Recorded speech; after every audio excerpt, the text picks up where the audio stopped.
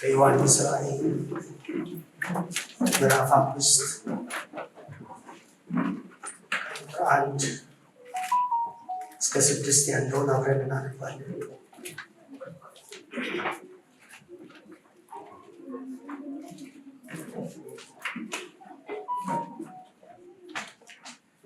በዙፋኑ ላይ በተቀመጠው በቀኝ እጁ ላይ በውስጥና በኋላ የተጻፈበት በ7 ማኅተም የተዘጋ መጽሐፍ አለ። ብርቱ መልአክ መጽሐፉን ይዘረጋ ዘንድ ማኅተሞቹንም ይፈታ ዘንድ የሚገባው ማን ነው ብሎ በታላቅ ድምፅ ሲያውጅ አየሁ። በሰማይም ቢሆን በምድርም ላይ ቢሆን ከምድርም በታች ቢሆን መጽሐፉን ሊዘረጋ ወይም ሊመለከት ማንም አልተቻለም። መጽሐፉን ሊዘረጋ ወይም ሊመለከት የሚገባው ማንም ስላልተገኘ እጅግ አለቀሱ። ከሽማግሌዎቹም አንዱ አታልቅስ፣ እነሆ ከይሁዳ ነገድ የሆነው አንበሳ እርሱም የዳዊት ሥር መጽሐፉን ይዘረጋ ዘንድ 7ቱንም ማኅተም ይፈታ ዘንድ ድል ነሥቶአል። እግዚአብሔር ይመስገን። በዙፋኑም በአራቱም እንስሶች መካከል በሽማግሌዎችም መካከል እንደታረደ በግ ቆሞ አየሁ። 7 ቀንዶችና 7 ዓይኖች ነበሩት። እነርሱም ወደ ምድር ሁሉ የተላኩ የእግዚአብሔር መናፍስት ናቸው። ይህንን ክፍል ሳለም አንድ የተደነቁበት ነገር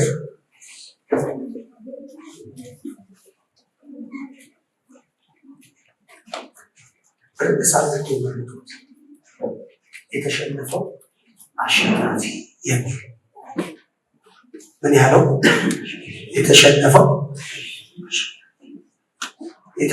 አሸናፊ መሆን እንዳይችል እናውቃለን። በታሪካችን፣ በአስተሳሰባችን፣ በልማዳችን።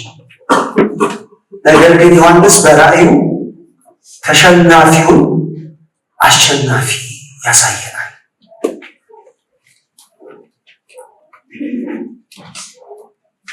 የዮሐንስን ራእይ በሁለት ከፍለን ብንመለከት ከምዕራፍ 1 እስከ 3 ድረስ ያለው ጌታችን ኢየሱስ ክርስቶስ በቤተ ክርስቲያን ውስጥ ሚናውን እና የቤተክርስቲያንን ተልእኮ ምን እንደሆነ በቀጥታ ያሳየናል። ከምዕራፍ 4 ጀምሮ ደግሞ ያለውን ጌታ ኢየሱስ ክርስቶስ በመላው ዓለም ውስጥ ያለውን ደግሞ ስልጣንና በታሪክ ውስጥ ያለውን የእሱን ስራ ይነግረናል እና በዮሐንስ ወንጌል ራእይ ምዕራፍ 1 ላይ ጌታችን ኢየሱስ ክርስቶስ አንድ የሚያስገርም ራእይ ለዮሐንስ አሳይቶታል። ሁላችን እንደምናውቅ እሱ ምንድን ነው? ኢየሱስ በወርቅ መቅረዞች መካከል ሲመላለስ የሚመስል ትዕይንት ነው እና ተሞልተን ይመጣል። የወርቅ መቅረዞቹ አብያተ ክርስቲያናት ናቸው። በእነሱም መካከል ደግሞ እመላለሳለሁ አለው በእነሱ መካከል። ስለዚህ የጌታ የኢየሱስ ክርስቶስ ስልጣን በቤተ ክርስቲያን መካከል ምን ይመስላል የሚለውን ለማየት እዛ ምዕራፍ 1 ላይ ለዮሐንስ በተገለጠው ራእይ ውስጥ በወርቅ መቅረዞች ውስጥ በሚመላለሰው ጌታ በኩል ልናስተውለው እንችላለን። እነዛ አብያተ ክርስቲያናት ከጌታ ትምህርት የቱንም ያህል ይራቁ፣ እርሱ ግን በእነሱ መካከል ያለውን ስልጣን በተደጋጋሚ ነግሮናል። አንዳንዶቹ ላይ እመጣባችኋለሁ፣ ለአንዳንዶቹ የተከፈተን በር እሰጣችኋለሁ፣ ለአንዳንዶቹ እገስጻቸዋለሁ እያለ በቤተ ክርስቲያን ላይ ያለውን ስልጣን አሳይቶናል። ድንገትም ይሄ ትዕይንት ድራማዊ የሆነ ትዕይንት በምዕራፍ 4 ላይ ዮሐንስን ወዴት ይነጥቀዋል? ወደ ሰማይ በራእዩ እና ወደ ሰማይ ከወሰደው በኋላ አንድ ሌላ ትዕይንት ይከስትለታል። ያንን ትዕይንት ምዕራፍ 4 ላይ ደግሞ ታገኙታላችሁ።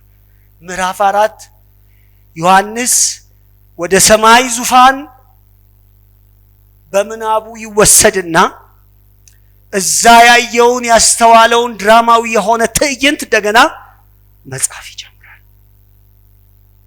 ትዕይንቱ በሙሉ ሁሉን በፈጠረው ሉዓላዊ አምላክና ቅድስናው ላይ ያተኮረ ነበር እና ዙፋኑን ከበው ፍጥረት ሁሉ ያለ ማቋረጥ 24ቱ ሽማግሌዎች፣ 4ቱም ሕያዋን ፍጥረታት ሁሉም ያለ ማቋረጥ ቅዱስ ቅዱስ ቅዱስ እያሉ ሲሰግዱለት ይህንን ትዕይንት በምናባችን ውስጥ እኛም እንድንስለው ያደርገናል። ይህ አምላክ የእርሱ አምልኮ ምን አይነት እንደሆነ ለሚቀጥለው ቀጣይ ትዕይንት ምን ያደርጋል? በር ይከፍታል። ይህንን ራእይ ካሳየ በኋላ ዮሐንስ እንዲያይ ከተደረገ በኋላ ምክንያቱም በዛ ውስጥ ቤተክርስቲያን አለች። ለምን? በቤተክርስቲያን ውስጥ ብቻ ነው ወይ እግዚአብሔር በታሪክስ መካከል በዘመናቱ ውስጥስ ከቤተ ክርስቲያን ገረገራ ውጪ ባለው ከባቢስ በመንግስት ስልጣንስ ላይ? ምክንያቱም ዮሐንስ ይሄንን ራእይ በሚጽፍበት ጊዜ በሮማውያን አማካኝነት እስር ላይ ነው የሚገኘው። በስር ላይ መገኘቱ ብቻ ሳይሆን ቤተ ክርስቲያን በከፍተኛ መከራ ውስጥ እያለፈች ነው።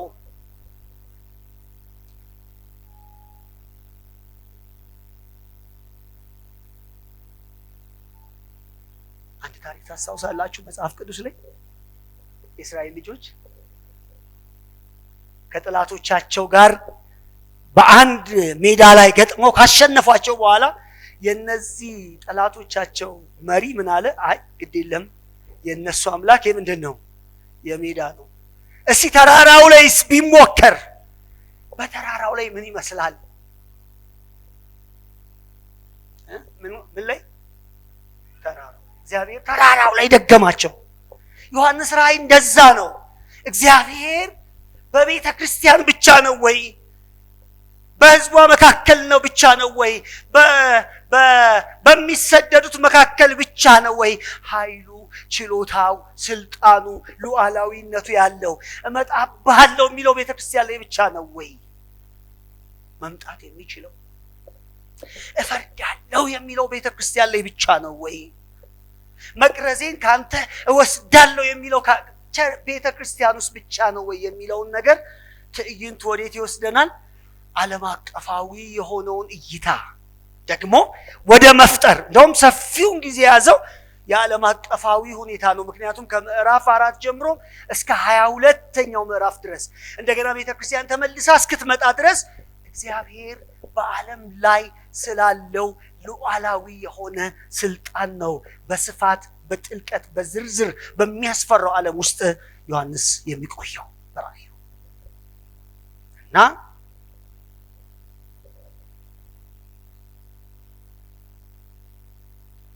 ዮሐንስ በመጀመሪያ ተመልከቱ ምዕራፍ 5 አሁን ባነበብነው ክፍል ላይ ትኩረቱን ያደረገው በምኑ ላይ ነው? በዙፋኑ ላይ ነው አይደለም? እስኪ እናንብበው መልሰን። በዙፋኑ ላይ በተቀመጠው በቀኝ እጁ ላይ በውስጥና በኋላ የተጻፈበት በሰባት ነው በኋላ የተጻፈበት በሰባት ማህተም የተዘጋ ምን አየው? መሃል መጽሐፍ አየሁ ይላል። መጽሐፍ አየሁ።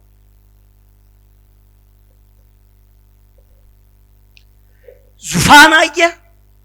ዙፋን ላይ የተቀመጠ አካል አየ። ከዛስ በራእዩ በምዕራፍ 4 ላይ ይህ ዙፋን የአጽናፈ ዓለም ሰማይ ሁሉ የቁጥጥር ማዕከል እንደሆነ ከተገለጠ በኋላ በዚህ ምዕራፍ 4 ላይ ሁሉን ፈጥረሃል፣ ሁሉም ስለ ፍቃድ ሆነዋል፣ ደግሞስ ምን ብለዋል? ተፈጥረዋል። አቤት ለነዚህ ምስኪን ስደተኛ ለሆኑ ክርስቲያኖች ይህ ቃል እንዴት ልባቸውን ያስፈነጥዝ ይሆን? ሁሉን ፈጥረሃል፣ ደግሞስ ሁሉ ተፈጥረዋል። ያልተፈጠረ በፈቃዱ የሚንቀሳቀስ በራሱ ሐሳብ የሚወጣ የሚገባ የቁጥጥር ማዕከል የሌለው ፍጥረት የለም። ሁሉንም የሚቆጣጠር ማዕከላዊ የስልጣን ምንጭ በሰማይ አለ ብሎ ነው የጀመረው። የማይቆጣጠረው የማይገዛው የለም። ስለዚህ እነዚህ ፍጥረታት ምድር ላይ በሚሆነው ነገር ላይ ሳይሆን የሚደነቁት ሰማይ ላይ ባለው ከማዕከላዊ እዝ በሚወጣው በዛ ኮንትሮል ሴንተር በሆነው ስፍራ ላይ አይናቸውን አድርገው ቀንና ሌሊት ያመልኩታል ይላል። ምክንያቱም እርሱ ነው የቁጥጥር የሥርዓት ሁሉ የመውጣትና የመግባት ሁሉ ማዕከል የሆነው እሱ ስለሆነ የሁሉም አይኖች እዛ ሉዓላዊ ስልጣን ላይ ነበረ ማለት ነው።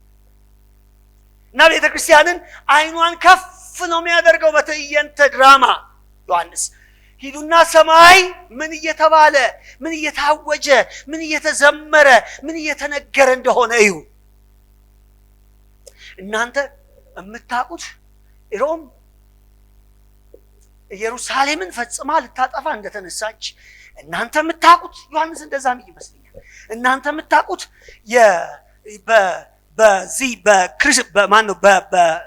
በአይሁድ በኩል የመጣውን የክርስትና እምነት የሮም ስልጣንና ኃይል ተገልጦ ፍጹም ይሄንን እምነት ማጥፋት የሚችል አቅም ያለ ነው መሰላችሁ? አይደለም። ዙፋን ያለው እዚህ አይደለም። ዙፋን ያለው ሰማይ ነው። ሰምታችሁኛል? ዙፋን ያለው ሁሉን ኮንትሮል የሚያደርግ አዋጁ የሚሳካለት የሚሆንለት ያለ ሁሉ የሚፈጸምለት በእርሱ ዕቅድ የሚሄድለት አንድ ብቻ ነው ዙፋን። ዙፋን የሚባል ካለ እዚህ አጠገባችን ያለው ቢሮ ውስጥ ዙፋን የለም። ይሄ ኮንትሮል የተደረገ ዙፋን። እዚህ ዋሽንግተን ብትሄዱ ከኢትዮጵያ ውጪ አሜሪካ ብትሄዱ እዛ ዙፋን የለም። ዙፋን ያለ ይምሰላችሁ እንጂ ዙፋን ያለው ሰማይ ነው። እሱን ነው የሚያውጀው። ዙፋን የለም። እዚህ ያሉት አስፈጻሚዎች ናቸው እንጂ ምንጮች አይደሉም ይለናል። ምንጭ መሆን አይችሉም። ያ የዘላለምን ዕቅድ ነው። ሃሌሉያ! ያ የዘላለምን ፕሮግራም ያ የዘላለምን አጀንዳ ለማስፈጸም ተፈጥረው ካልሆነ በስተቀር ምክንያቱስ ሁሉን ፈጥረሃል፣ ስለ ፍቃድህ ሆነዋል፣ ደግሞስ ተፈጥረዋል። እስኪ በሉት ተፈጥረዋል በለዋል። ተፈጥረዋል። ተፈጥረው ታቅደው ታስበው ተበጅተው በእግዚአብሔር ሉዓላዊ ፕሮግራም ውስጥ ናቸው። ያልተፈጠረ ዙፋን ግን ሰማይ አለ። ያልተፈጠረ ያልተበጀ ሰው በኃይሉ ሊያመጣው የማይችለው ሁሉን የሚቆጣጠር ዙፋን ግን ሰማይ አለ። ከቤተ ክርስቲያን ውጪ የሆነውንም ነገር መቆጣጠር የሚችል ምን አለ? ዙፋን አለ። ዮሐንስ እሱ ላይ ያተኩራል። ኮንትሮል ሴንተር የት ነው ያለው? ኮንትሮል ሴንተር የነገሮች ሁሉ የቁጥጥር ማዕከል የትም አይደለም ያለው። የትም የለም። ኮንትሮል ሴንተር የለም እዚህ ዓለም ላይ። ያለ ሊመስለው ይችላል፣ ሊያስብ ይችላል፣ ሊጥር ይችላል፣ ሊነሳሳ ይችላል፣ ሊሞክር ይችላል፣ ሊደክም ይችላል፣ የተለያዩ ሲስተም ሊዘረጋ ይችላል፣ በመረብ ውስጥ ሊያስገባ ይችላል። ግን ያላወቀው ነገር ኮንትሮል ሴንተር እዚህ የለም፣ እዚህ የለም። ሰማይ ነው። ሁሉ ፈጥረሃል፣ ስለ ፍቃድ ሆነዋል፣ ተፈጥረዋል፣ ተፈጥረዋል። ዋው! ፍጹም ሉዓላዊነትን ከማሳየት ነው የሚጀምረው። የዓለም ታሪክና የሰው ልጆች ዕጣ ፈንታ በአጋጣሚ በድል በሰው እጅ ሊሆን አይችልም ይለናል ዙፋኑ። ይህንን ነው የሚነግረን። በአጋጣሚ በድል ወይም በማን በሰው እጅ አይደለም፣ በማንም እጅ አይደለም። በእውነት አያስፈርማው። በቀደም ለታ ለቤት እያየ ከ2 ዓመት በኋላ ኤአይ ሰዎችን የመግደል አቅም ላይ ይደርሳል ይላል። ኤአይ ሁሉንም ነገር ይቆጣጠራል ይላል። ተፈጥረዋል ነው። እኛ ደግሞ ምንለው ተፈጥረዋል፣ ስለ ፈቃድህም ሆነዋል። ስለፈቀድክ፣ አሁን የሆኑትን ስለፈቀድክ፣ የቻሉትን ስለፈቀድክ። ምክንያቱም ኮንትሮል ሴንተር እዚህ የሚባል የለም። ኮንትሮል ሴንተር ሰማይ ነው፣ በዙፋኑ ላይ ነው። በዙፋኑ ላይ ይላል ሲላል እኮ ሃሌሉያ! አይመስላችሁም? እንዴ በእውነት እኮ ነው የምነግራችሁ። ሙሉ በሙሉ ያለው በዙፋኑ ላይ በተቀመጠው በሉዓላዊ አምላክ ቁጥጥር ስር ነው ይለናል ዮሐንስ።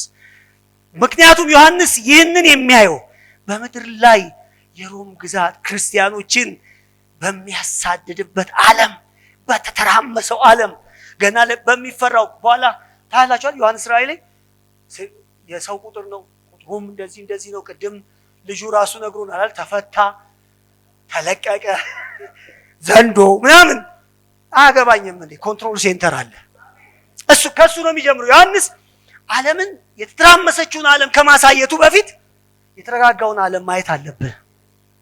የወደቀውን ዓለም ከማየት በፊት ኮንትሮል የሚደረግበት እነዚህ ነገሮች ሁሉ የሚመሩበትን ምን ማየት ያስፈልጋል? ማዕከሉን ማየት ያስፈልጋል። በምናብ እዛ መሄድ አለብህ። ልብህ እዛ ጋር መቆየት አለበት። የእግዚአብሔር ሉዓላዊነት ስታየው አንተ እኮ እርግጥ ትላለህ። እኛ እኮ ብዙ ነገሮች እንዲህ ሊሆን ነው፣ እንዲህ ሊሆን ነው። በተለይ የወደፊቱ ነገር የማያሰጋው ማለት ነው። የነገው ነገር እንዴት ይሆናል? የልጆች የትምህርት ቤት እንዴት ይሆናል? የገንዘቡ ግሽበት ምን ያህል ይደርሳል? ዙፋን አለ።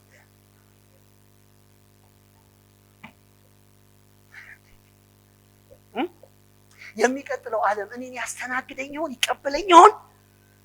ይገፋኝ ይሆን? ፖለቲካ ይቀበለኛል? ያቅፈኛል ወይስ ይገፋኛል? እካተታለሁ ወይስ አልካተተም? መሀል ነኝ ዳር ነኝ? አያገባኝም። እኔ የሚገባኝ አንድ ነገር ዙፋን በሰማይ አለ። ቀጥሎ እሱ ብቻ አይደለም የሚለው መልእክቱ። ዙፋኑ ስታይ ምን ያደርጋል? አያረጋጋ? አንድ ኮንትሮል ሴንተር ካለ አያረጋጋ? ሁለተኛ ማረጋጊያው ደግሞ ተመልከቱ፣ ይገርመኛል። ሁለተኛው ደግሞ የታሪክ መሪ ተዋንያን ማን ነው? ቄሳር አይደለም። የታሪክ ባለቤት እሱ አይደለም።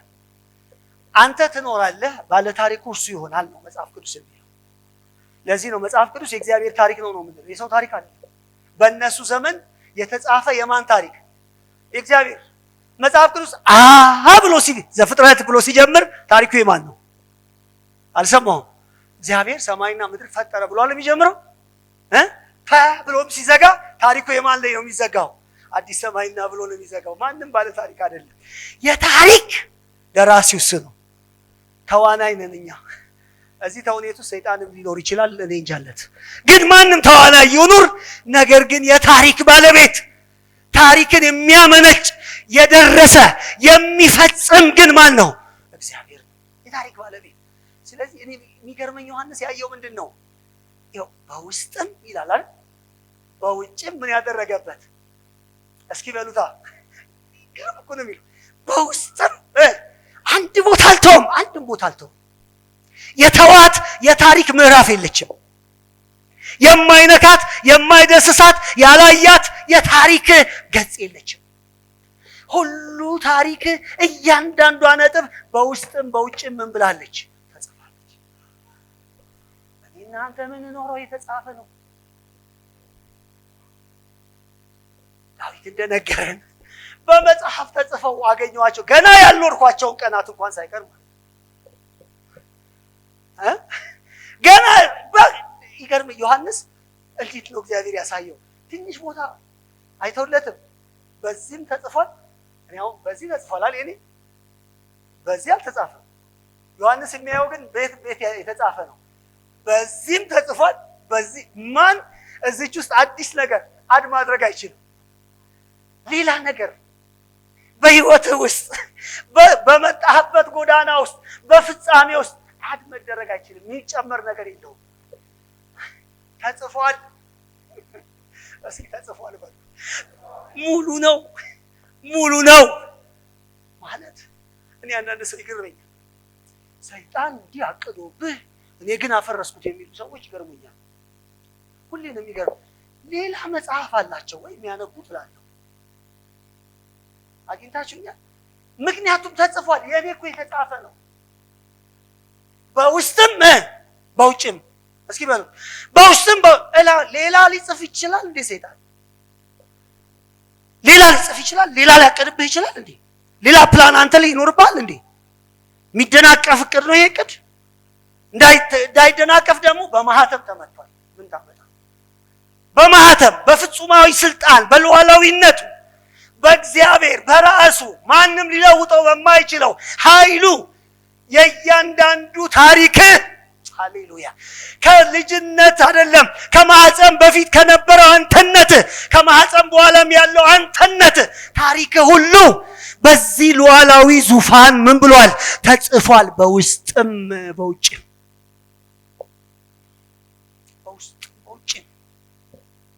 ሁሉ የተጻፈ ነው። ሁሉ የተጻፈውን ነው የምንኖረው። ሁሉ የተጻፈውን ነው። ያንን የሚተውነው በራሱ ሊተውን አይችልም፣ ሊጫወት አይችልም፣ ሊኖር አይችልም። ሰይጣንም የተሰጠውን ነው፣ እኔም የተሰጠኝን ነው የምኖረው። ምክንያቱስ መጽሐፉ እስኪ ተጽፏል በሏ አንዲት። ለዚህ እኮ ነው ዳዊት እውቀትህ ይላል አይደል 138 ላይ እውቀትህ ከኔ ይልቅ ምን አደረገች? ተደነቀች። ተደነቀች። እኔ ራሴን አውቃለሁ ላለዋል አላውቅም። ለካስ አንተ ነው የምታውቀው። ሰማይ በወጣ አንተ አለ፣ ወደ ምድር ጥልቅ ብሄድ አንተ አለ። ከፍ አውጥቼ ብበር እጅ በዛ ምን ታደርገኛለች? ትይዛኛለች። ከመንፈስህ ወዴት እሄዳለሁ? ከፊትህ ወዴት እሸሻለሁ? እንዴት አይነት ሉዓላዊ አምላክ ነህ! እንዴት ሁሉን የምትቆጣጠር ነህ! እንዴት ሁሉን የምታውቅ ነህ! እንዴት በሁሉ የምትገኝ ነህ! እንዴት ሁሉን የጻፍክ ነህ! እንዴት ሁሉን የመረመርክ ነህ! እንዴት ሁሉን ያየህ ነህ! እንዴት በሁሉ የምትገኝ ነህ! እንዴት በሁሉ የምትሰለጥን ሉዓላዊ ርፍ አረግሜ በውስጥም ምን ሊያደርጉ ይችላሉ? ቢመራመሩ ቢበረበሩ ቢሰለጥኑ ቢያውቁ ቢችሉ ቢበሩ ቢሰወሩ የት ሊሄዱ ይችላሉ? በውስጥም በውጭም ምን ብሏል? ተጽፏል። አራት ነጥብ ልክ ሕዝቅኤል እንዳለው ምዕራፍ 2 ቁጥር 10 ላይ እንደተናገረው በውስጥም በውጭም የተጻፈውን በላውት አለ። እውነት እግዚአብሔር በውስጥም በውጭም የተጻፈውን ያ እግዚአብሔር ፕሮግራም ማግኘት ትልቅ ነገር ነው። ይሄንን ብላዋል። ይሄ ይግባ። ሰው እኔ እጅ ላይ ነኝ ሊልህ ይችላል አይደል? እኔ እንዲህ ላደርግህ እችላለሁ። ኢየሱስ እኮ ለዛ እኮ አይመስላችሁ? እኔ ሁሌ ብለው ደስ የሚለኝ እውነት እኮ ጲላጦስ አጠገቡ አቁሙት። አጠገቡ አቆሙት። እላው ላይ በእሾክ ወቅተውት ራሱ ልብሱ ተቀዶ ደም እየፈሰሰው በዛ መከራ ውስጥ ሆኖ ያናግረዋል። እችላለሁ እኮ እንደዚህ ያለ ሰው ትችላለህ አይባል? እችላለሁ አይታላ ገርፌት እስኪ በቃ እችላለሁ እኮ አላየህም?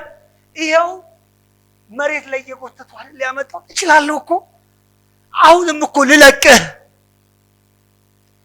ምን አይነት እምነት፣ ምን አይነት በእግዚአብሔር እውነት ውስጥ መቆም ነው። አይ ካልተሰጠ በትህትና ካልተሰጠ አይሆንም። እቺ ስለተሰጠች ምን መግረፍ ቀጥሎም ያለው ስለተሰጠ ካልተሰጠ አይሆንም። ካልተሰጠ እንደ ግራ ገባው። ካልተሰጠ እንዲህ አትራመድ አይመስላችሁ? የጥንቱ ስነ መለኮት እኮ ይሄ ነበር። ካልተሰጠ የሚል የጥንቱ ስነ መለኮት ትንሽ እንኳን ላውራችሁ ደግሜ ልባችሁ ውስጥ እንዲቀርልኝ። እንግዲህ አዲስ ኪዳን አይደለም፣ የጥንት ታሪክ ነው። ኢዮብ ጋር መጥቶ ሰይጣን የነገሩን ሁሉ ተመልክቶ ምን አድርጎ ነው የሆነው? ቀጥሎ ሄደው ሰይጣን እግዚአብሔር ፊት ሲቆም አንተ አጥረህለታል። በቃ የምችለው አጥሩ ምን ሲያደርግ ብቻ ነው? ሲነሳ ነው። አጥር ካልተነሳስ አይቻልም። እንዴት አድርጌ ይችላለሁ? እሺ ሂድና አጥር አለ። ማን ነው የሚፈቅደው ይመስላችሁ? እግዚአብሔር። ታዋኝ ነው ሰይጣን። ሄዶ ታወነ፣ ንብረት ዘረፈ ምናምን፣ ልጆች ገደለ ምናምን። እሱ ታዋኝ ነው። ባለ ዙፋኑ ግን ሰማይ ነው። የፈቀደ ሂድ ልጅ ልካ ያለ እሱ ነው። እነሱ በዚህ ስነ መለኮት ነደው ያለቁት ለዚህ ነው። አባቶቻችን ይገላል፣ ያድናል፣ ደሃ ያደርጋል፣ ያበለጽጋል ያሉት በዚህ ስነ መለኮት ውስጥ ሆኖ። ሐና ስትዘምር እንደዛ አይደል ያለችው? ይሄኛው ለሰይጣን ይሄኛው ለእግዚአብሔር አይደለም። ይገላል፣ ያድናል፣ ይገላልም። ይገላል ኢየሱስ ብለህ መፎከር አለ። ያድናል ብቻ ነው እንዴ? እስኪ በለው፣ አጮክ በሉ። መድረኮቻችን በስኗል። ያድናል፣ ያድናል፣ ይገላል። ገሃነም የሚያስገባል፣ ሲኦልም ያስገባል። ማን ነው? መንግስተ ሰማያት የሚያስገባል። ምን ጥርጥር አለው? ይችላል። ኢዮብ መጨረሻ ላይ ያለው ይሄ ነው። ሁሉን ታደርግ ዘንድ ቻይ እንደሆንክ ሐሳብህ ይከለከል ዘንድ ከቶ እንደማይቻል ያዕቆብ እንኳን ያለውን ታስታውሱ። እኔ ሁሌ እንደዚህ ብላችሁ ደስ ባለኝ።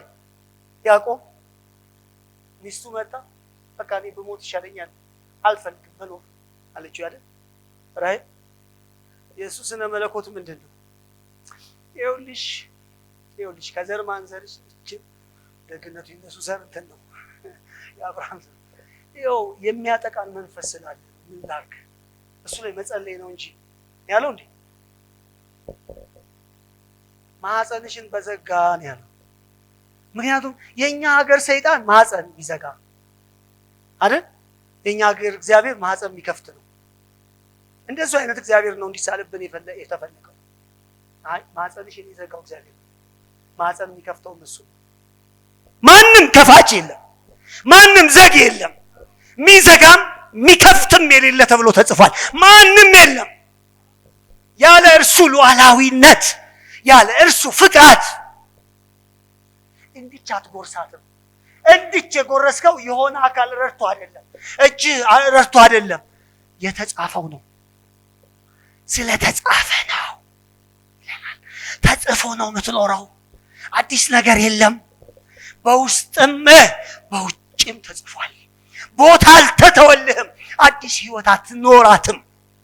አዲስ ጎዳና አትሄድም። እግዚአብሔር ሁሉን ያውቀዋል። በሱ ዕቅድ ውስጥ ነው ያለው። ዮሐንስ የሚያየው ይሄ ነው። ግር ሲላቸው በቃ ነገሮች ሁሉ በሮም ስልጣን ስር ያለ ሲመስላቸው ኖ እንደሱ አይደለም። ሁሉ ነገር ተጽፏል። በውስጥም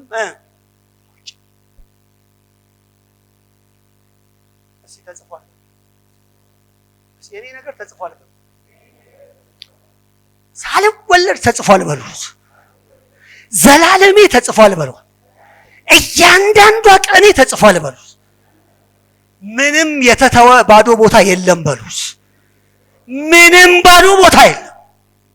አሁን ያለሁት በዛ ሉዓላዊነት ስር ሆኜ ነው። ሃሌሉያ አሜን። ያውም በምን የተመታ በሰባት ስማት። ስለዚህ እግዚአብሔር እውነት ከዚህ ነው የሚጀምረው። ይህንን አሳየኝ ይላል። ወደ የሚቀጥለው ትዕይንት ውስጥ ደግሞ ይገባል። የሚቀጥለው ጥያቄ ነው የሚጠይቀው። ይህንን በእግዚአብሔር እጅ ያለን ጉዳይ ማን ነው የሚያስተዳድረው? እግዚአብሔር ጻፈው፣ ግን ማን ያስተዳድረው? ማን ፍጻሜ ይስጠው? ማን ይሄንን የተስፋ እውነት እኛ የምንደላደልበትን የደህንነት ታሪካችንን ማን ይጨርሰው? እሱ ላይ ይጠይቃል። ምን ብሎ?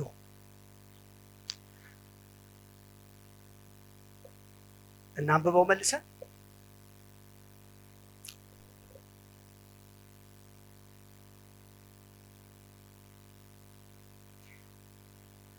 ብርቱም መልአክ ይላል መጽሐፉን ይዘረጋ ዘንድ ቁጥር 2 ላይ ማህተቦቹንም ይፈታ ዘንድ የሚገባው ማን ነው ብሎ በታላቅ ድምፅ ሲያውጅ ምን አደረኩ?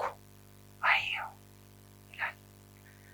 በሰማይም ቢሆን በምድርም ላይ ቢሆን ከምድርም በታች ቢሆን መጽሐፉን ሊዘረጋ ወይም ሊመለከት ማንም አልቻለም። መጽሐፉን ሊዘረጋ ወይም ሊመለከት የሚገባው ማንም ስላልተገኘ ምን አደረኩ? አለቀስኩ ይላል ዮሐንስ። ይሄ ማንም የሚለው ማንም የለም የሚለው ሐሳብ ብቁ የሆነ ማለት ነው። የሥነ ምግባር ልዕልና ያለው ማለት ነው። ወይም ስልጣን ያለው ማለት ነው። ተመጣጣኝ ዋጋ ያለው ማለት ነው። ተመጣጣኝ ዋጋ ያለው የህይወት የንጽህና ልዕልና ያለው ይሄንን መፍታት የሚችል ፍለጋው ዓለም አቀፋዊ ነው። በሰማይ ይላል አይደል መላእክት፣ ከዛስ በምድር ደግሞ ይላል አይደል ሰዎች፣ ከምድር በታች ደግሞ ይላል ሙታን ዓለም ማለት ያለፉት ቅዱሳን ያለፉት መንፈስ ኖረዋል የተባሉ ሰዎች ሁሉ ከምድር በታች በምድርም በሰማይም ማንም እንዲህ ያለ የሞራል ልዕልና ያለው የለም። ማግኘት አልተቻለም። ለምን? በጠቅላላው በእግዚአብሔር አጽናፈ ሰማይ የእግዚአብሔር የድህነትን ዕቅድ ሊያስፈጽም የሚችል ብቁ የሆነ ፍጡር የለም። ለዚህ ነው የዮሐንስ ለቅሶ ከዚህ ነው የሚመነጨው። ምክንያቱስ ይህ ሰው ካልተገኘ ቢያንስ 4 ነገሮች አደጋ ውስጥ ናቸው ማለት ነው። የመጀመሪያው የእግዚአብሔር የድህነት ዕቅድ ሳይፈጸም ነው ማለት ነው። የእግዚአብሔር ዕቅድን የእግዚአብሔርን ፕሮግራም መፈጸም ነው ያ መጽሐፍ ውስጥ ያለው። ክፋትና ኃጢአት ሳይፈረድባቸው ሊቀር ነው ማለት ነው። ምክንያቱም በዓለም ላይ ክፋትና ኃጢአት ምን ብለዋል? ተለቀዋል። ሌላስ የእግዚአብሔር ሕዝብ በስቃይ ውስጥ ሊቀር ነው ማለት ነው። አሁን እንደሆነው አሁን እንደሚያልፈው አሁን በእግዚአብሔር የዘላለም ዕቅድ ውስጥ ያ አዳኝ ቢገዘትም በራእይ ውስጥ ግን ትዕይንቱ ከባድ ነበረ። ልክ አንድ ፊልም ስትመለከቱት መጨረሻ ላይ ጥሩ እንደሆነ ብታቁም ግን ምን ያደርግ ነበረ? ያስጨንቅ ነበረ። በአራተኛ ደረጃ የታሪክ ፍጻሜና የተስፋው መምጣት አይኖርም። ስለዚህ ዮሐንስ ይሄንን እያሰብኩ ምን አደረኩ ይላል? አለቀስኩ። በቃ የእግዚአብሔር የድህነት ዕቅድ ሳይፈጸም ሊቀር ነው። በቃ ክፋትና ኃጢአት ሳይፈረድባቸው ሊቀር ነው። በቃ ዓለም ይህንን መልክ እንደያዘች ልትቀጥል ነው። የእግዚአብሔር ሕዝብስ በቃ ሲሰቃይ ሊከርም ነው። ይሄ ነው መጨረሻችን። በቃ ዮሐንስ ይህንን ነው የሚያስለቅሰው። የታሪክ ፍጻሜ እንደዚህ አይነት ባለ መንገድ ሊሆን ነው። በቃ ውስጡ ይጮሃል፣ ያለቅሳል። ጌታ ይመስገን። አሜን። እውነት እንዴት የሚያሳዝን ነው። ዛሬ በዚህ አዳራሽ ውስጥ ዮሐንስ ያስለቀሰ ያስጮኸ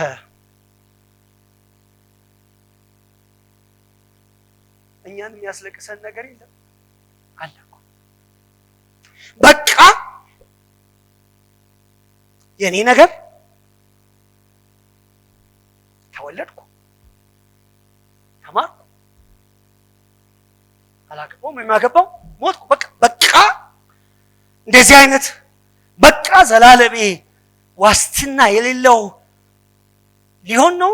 በቃ ዓለም የክፉ ሰዎች፣ የጨካኞች፣ የመራሮች፣ የካዲያን፣ የሐሰተኞች ሆና ልትቀር ነው። በቃ እንባ እኮ አለ ውስጣችን። አንዳንድ ጊዜ ወደ ውስጣችን ወደ ራሳችን ተመልሰን ስናስብ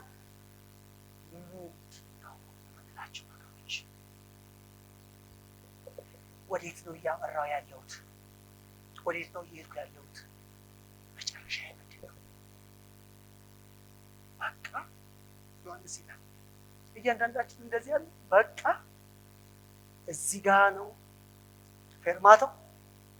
እምወርደው ታመን መተን በሌሊት መኝታችን ከበሽታችን ጋር እየታገልን እዚህ ጋር ልወርድ ነው። ፌርማታው ሊያበቃ ነው።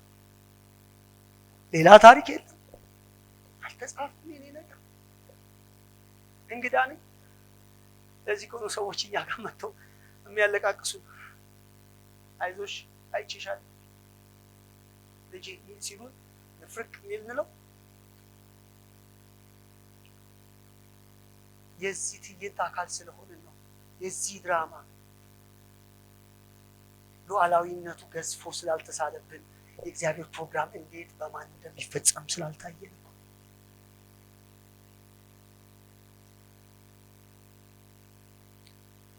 አምስተኛው ምዕራፍ ላይ ዮሐንስ ያብስረዋል። አታልቅስ ይላል። ሊያረሳሳው ግን አይደለም። እኛ ለማረሳሳት እና አታልቅስ በቃ የሆነው ሆኗል ተቀበለው አይደለም የሚለው። ምን ይደረግ በቃ እናንተም በመከራችሁ ቤተክርስቲያንም በስደቷ አመፀኞችን እያመፁ በቃ ምን ይደረግ እርሳው አይደለም የሚለው። አንበሳ አለ። አሜን አሜን። የእግዚአብሔር ዕቅድ ሳይሸራረፍ አሸናፊ እንደሆነ መውጣት እንዲችል የሚያደርግ ምን አለ? እስ ያለው አንበሳ አለ አይደል? ከይሁዳ ነገድ አንበሳ አለ። የዳዊት ስርና ዘር የሆነ ምን አለ? አንበሳ አለ። ይገርመኛል ይሄ ቋንቋ። ለዚህ ነው ቅድም ተሸናፊው አሸናፊ ብዬ ልክ አንበሳ አለ ስትባሉ ምንድን ነው የምትጠብቁት? አንበሳ አይደል? ዞር ሲል በግን ያየው እግዚአብሔር አንበሳ የሚለው ምኑን ነው? በጉን ነው።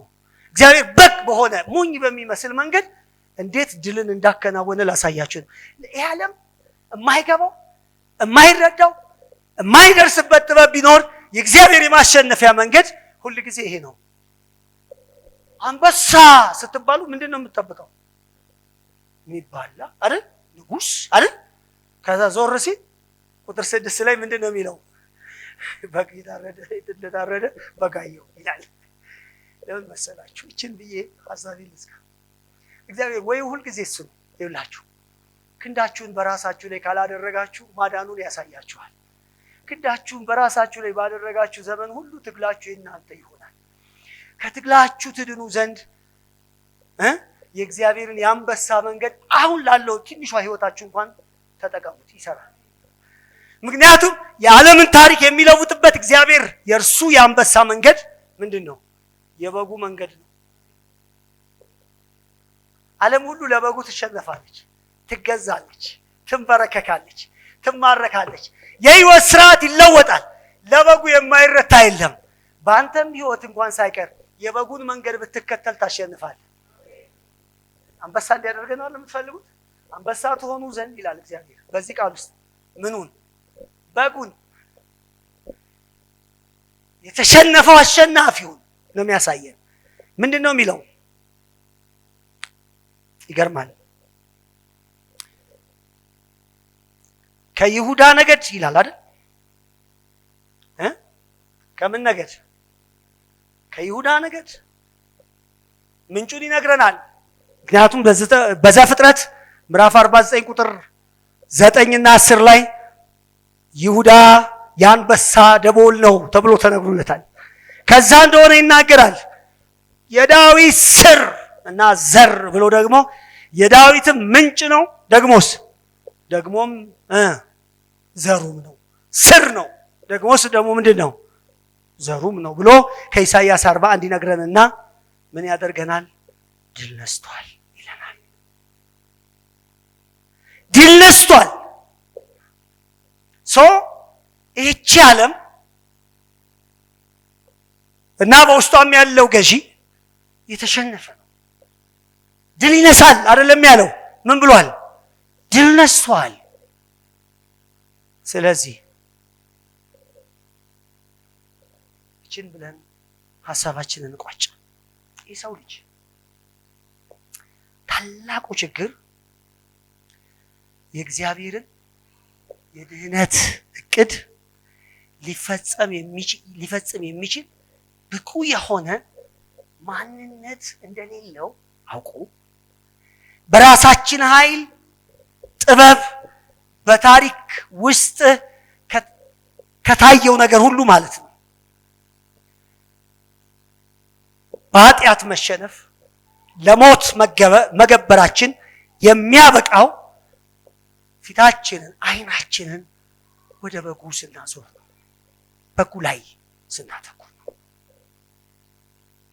ሁለተኛው የተስፋ መቁረጣችን እውነታን መመልከት አለብን።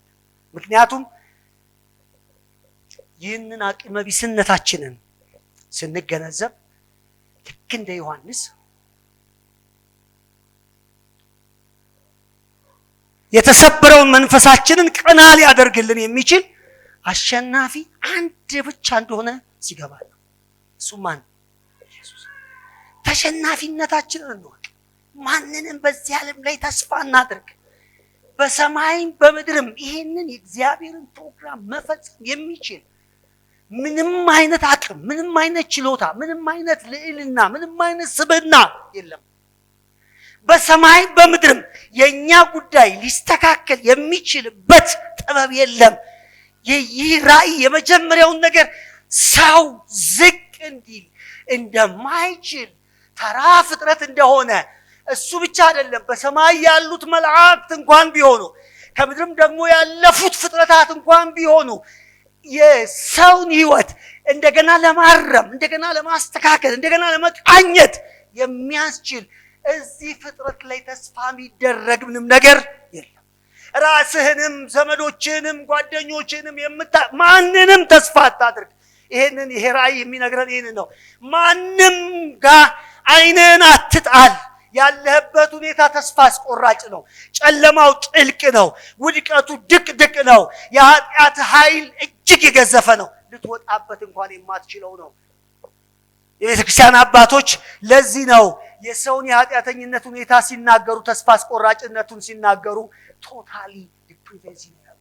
ሰው ሙሉ ለሙሉ ፍጹም በሆነ ሁኔታ የተበላሸ ነው። ምንም ከሰው የሚገኝ ቁም ነገር የለም። በሰማይም በምድርም የለም። በምንም በትንሹም ነገር በትልቁም ነገር ራስህን ተስፋ አታድርግ፣ በድህነትህም። እሱን ነው የሚለኝ መጀመሪያው። ሁለተኛው ግን ዮሐንስ አልቅሶ መልስ ባገኘበት በጉ ላይ ምን በል አተኩር። በበጉ ላይ አተኩር። ጌታ ይመስገን። አሜን። ምክንያቱስ ይሄ አንበሳ ይሄ ንጉሥ ድሉን ያገኘው ይሄን ዓለም የተቆጣጠረው የእግዚአብሔርን ዕቅድ ለማስፈጸም በዙፋኑ ላይ በከፍ ባለ ልዕልና ላይ የተቀመጠው አንበሳ ሆኖ ሳይሆን ምን ሆኖ ነው? በግ ሆኖ እንደሆነ አስተውል።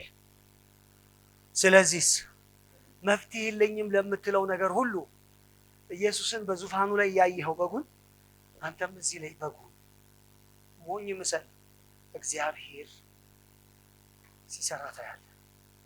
እግዚአብሔር ነገሮችን ሲለውጥ ታያለህ።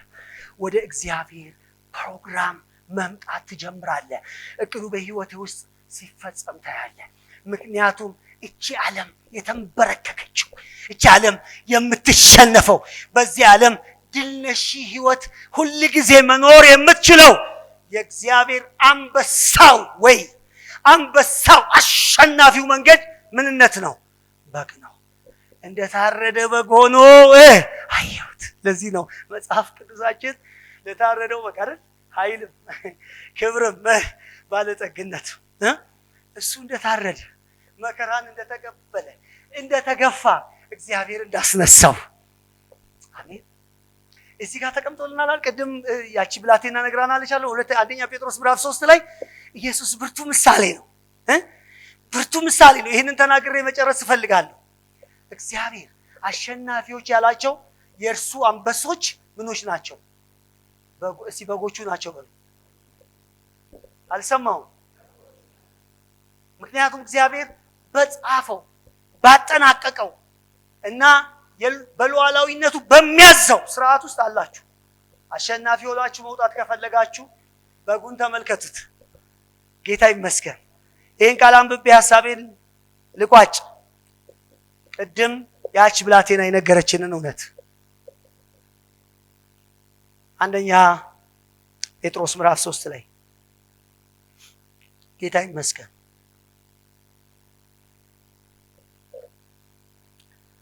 መጽሐፍ እንደዚህ ነው የሚለው፣ ሕይወትን ሊወድ መልካሞቹንም ቀኖች ሊያይ የሚፈልግ ሰው ምላሱን ከክፉ ከንፈሩንም ተንኮል ከመናገር ይከልክል። ከክፉ ፈቀቅ ይበል፣ መልካሙን ያድርግ፣ ሰላምን ይሻ። ምን ያድርጋት? ይከተላት። የጌታ ዓይኖች ወደ ጻድቃን ናቸው፣ ጆሮዎቹም ለጸሎታቸው ምንድን ነው? ተከፍተዋል። የጌታ ፊት ግን ክፉን በሚያደርጉ ላይ ነው። በጎንም ለማድረግ ብትቀኑ፣ ቁጥር 13 ብትቀኑ የሚያስጨንቃችሁ ማን ነው? እንበልና እሺ በጎ አድርገን ክፉ ቢመጣብንስ? ነገር ግን ስለ ጽድቅ እንኳን መከራ ብትቀበሉ ተበላችሁ እንዴ? በግ ስለሆንክ ተበላ? በግ ስለሆንክ ምን ሊደርስብህ ይችላል? እግዚአብሔር አንበሳ ምኑ ነው? በሉታ እግዚአብሔር አንበሳ የሚልክ መቼ ምን ስትሆን ነው? አረ በለው እንደገና።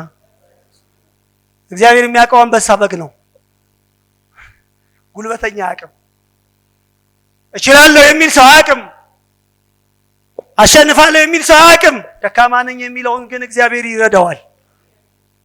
እንደዛ ነው የሚለው። ስለ ጽድቅ መከራን ብትቀበል እና ታዲያ ምን ይሆናል? ማስፈራራታቸውን ምን አትበሉ፣ አትፍሩ፣ አትናወጡ። ዳሩ ግን ጌታን እርሱን ክርስቶስን በልባችሁ ምን በሉ፣ ቀድሱ። በእናንተ ስላለው ተስፋ ለሚጠይቋችሁ ሁሉ መልስ ለመስጠት ዘወትር የተዘጋጃችሁ ነው። ነገር ግን በየዋህነትና በምን ይሁን? በፍርሃት። ለምን? በክርስቶስ ያለውን መልካሙን ኑሯችሁን የሚሳደቡ ሰዎች ክፉን እንደምታደርጉ በሚያሙበት ነገር እንዲያፍሩ በጎ ሕሊና ይኑራችሁ። የእግዚአብሔር ፍቃድ እንዲህ ቢሆን ክፉ ስለማድረግ ሳይሆን በጎ ስለማድረግ መከራን ብትቀበሉ ይሻላችኋልና ክርስቶስ ደግሞ ወደ እግዚአብሔር እንዲያቀርበን እርሱ ጻድቅ ሆኖ ሳለ ስለ አመፀኞች አንድ ጊዜ በኃጢአት ምክንያት ምን አድርገዋል? ሞቷል። በስጋ ቢሞትም በመንፈስ ቅዱስ ኃይል ግን ምን ብሏል? ተነስቷል። አሜን ትላላችሁ? ዓለም ገፍታዋለች። ግን ምን አድርጎ? መልካም አድርጎ። ዓለም አስጨንቀዋለች። ክፉ ስላደረገ አይደለም፣ በግ ሆኖ ስለመጣ። ዓለም አይመቻትም፣ በግ ትገፋሃለች። ግን ወደ ትንሣኤህ ነው የምትገፋ። የእግዚአብሔር ድል፣ የእግዚአብሔር አንበሳ፣ የእግዚአብሔር ኃይል፣ የእግዚአብሔር ችሎታ በምን ውስጥ ነው ያለው? በበግነት ውስጥ ነው ያለው።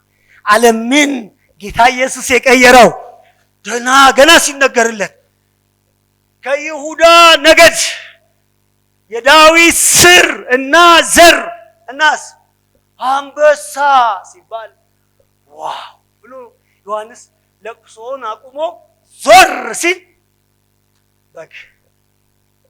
ጌታ ይባረክ። እግዚአብሔር ልታሸንፍ ጠርቶሃል። ግን በበግነት በርታ ተገባቸው ያለው ሰው አንበሳ ተብለ ግን ምን በግ። ሃሌሉያ። የእግዚአብሔር በግ እሱ ምንድነው? የእግዚአብሔር አንበሳ እሱ ምንድነው? ጮክ ብላችሁ በሉ። በግ ሳትሆን አታሸንፋት። እኛ በጉ አሸንፏል፣ አንተም ታሸንፋት። በጉ ሁሉን ተቆጣጥሯል። የእግዚአብሔርን ዕቅድ የሚፈጽም የእግዚአብሔር ንጉሥ ሆኗል። ምኑ? እስቲ በጉ በሏ። አሸናፊው እርሱ ማን? ተሸናፊው እርሱ ምንድነው? ሁልጊዜ እውነት ልንገርህ፣ የዚህች ዓለም አሸናፊዎች ተሸናፊዎች ናቸው። የዚህች ዓለም ድል ነሾች በዚህ ዓለም ቋንቋ ምኖች ተብለው የሚጻፍባቸው ነው። ኢየሱስ አይታችኋል። ድል ለነሳው ይላል ደጋግሞ። ድል ለነሳው ከሕይወት መዝገብ ድል ለነሳው። እንዴት ነው ድሉ ስትሉት? በበግነት ከኔ ጋር መቀመጥ እሰጠዋለሁ። ድሉ ይሄ ነው። የእግዚአብሔር አንበሳነት ይሄ ነው። የእግዚአብሔር አሸናፊነት ይሄ ነው። የእግዚአብሔር አዲስ ሰማይና አዲስ ምድርን የሚያመጣበት አዲሱ ስርዓት የሚወለደው በበግነት እንጂ በምንነት አይደለም፣ በአንበሳነት አይደለም። ስለዚህ በእግዚአብሔር ቃል የምላችሁ የማበስራችሁ እውነት ይሄ ነው። አታልቅሱ። እግዚአብሔር ሉዓላዊ ነው፣ ሁሉን ይቆጣጠራል። በጉንና እንዳሸናፊው አሸንፍ።